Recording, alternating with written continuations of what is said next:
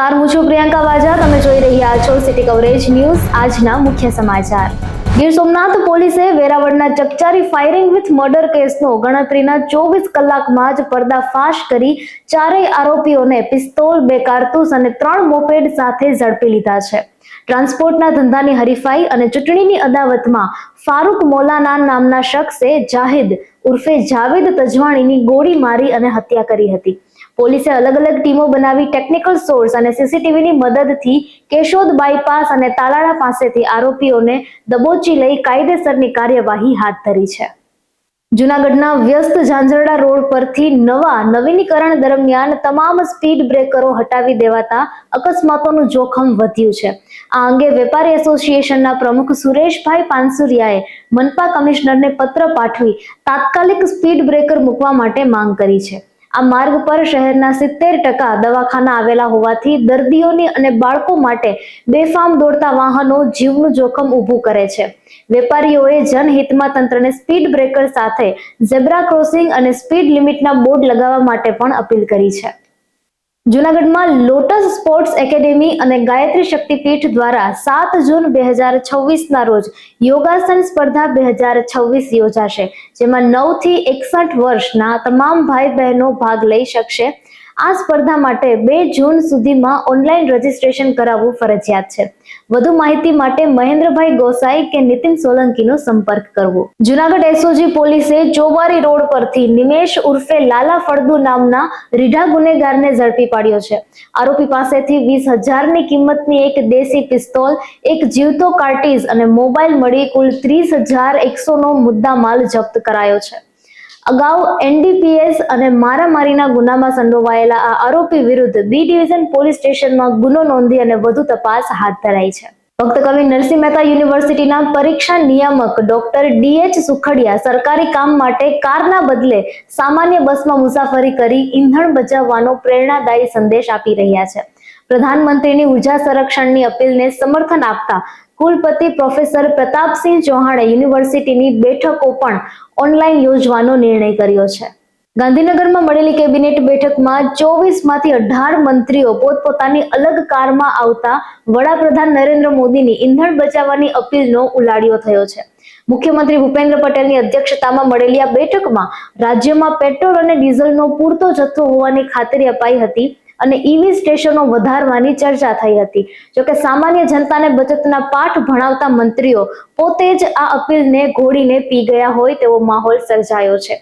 નેતાઓના આ વલણથી નિયમો માત્ર પ્રજા માટે જ તેવા સવાલો ઊભા થયા છે. જૂનાગઢના માંગરોળ માળિયાહાટીના વિસ્તારના ધારાસભ્ય ભગવાનજી કરગટિયાએ ઈંધણ બચત અને પર્યાવરણ સંરક્ષણ માટે પોતાની લક્ઝરિયસ ડીઝલ ફોર્ચ્યુનર કાર છોડીને સીએનજી કારનો ઉપયોગ શરૂ કર્યો છે. ધારાસભ્યએ જણાવ્યું છે કે વૈશ્વિક પરિસ્થિતિઓ અને વધતા પ્રદૂષણને જોતા વૈકલ્પિક ઈંધણ તરફ વળવું એ હવે સમયની માંગ છે.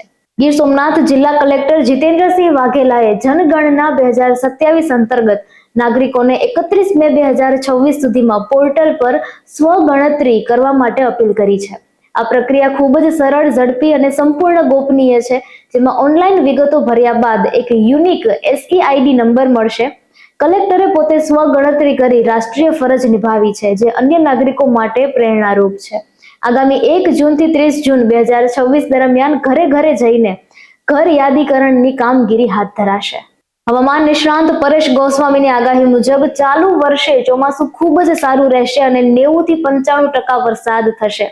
રાજ્યમાં હીટવેવનો રાઉન્ડ પૂરો થયો છે, પરંતુ ભેજવાળા પવનોને કારણે 30 જૂન સુધી અસહ્ય બફારો અને ઉકળાટ ચાલુ રહેશે.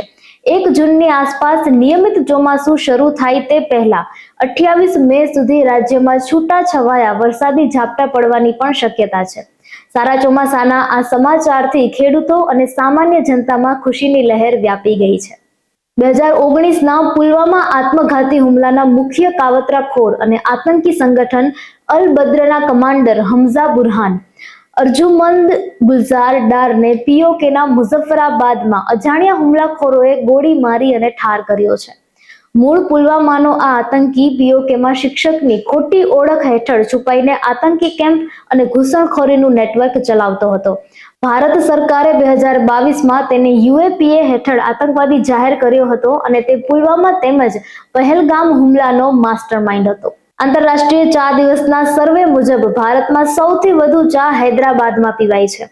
દેશના મોટા શહેરોમાં 84% લોકો રોજ ચા પીવે છે અને 55% લોકો દિવસમાં અનેક વખત ચા ઘટઘટાવે છે. હવે લોકો સાદી ચાના બદલે પ્રીમિયમ, માવા અને સ્વાસ્થ્યવર્ધક વેલનેસ ચા તરફ વધુ વળી રહ્યા છે. પશ્ચિમ બંગાળ સરકારે રાજ્યની તમામ મદ્રેસાઓમાં દૈનિક પ્રાર્થના દરમિયાન વંદે માતરમ ગાવું ફરજિયાત કર્યું છે.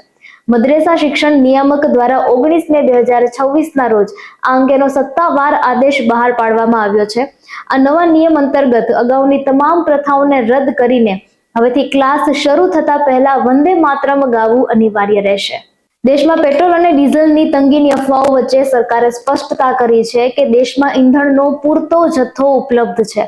ગ્રાહકોને ઈંધણ આપવાની ના પાડનાર કે ઓછો જથ્થો આપનાર પેટ્રોલ પંપો સામે તંત્ર દ્વારા કડક કાયદાકીય પગલાં લેવાનો આદેશ આપવામાં આવ્યો છે. સરકાર તમામ રિટેલ આઉટલેટ્સ પર ઈંધણનો પુરવઠો સતત જળવાઈ રહે તે માટે સખત દેખરેખ રાખી રહી છે.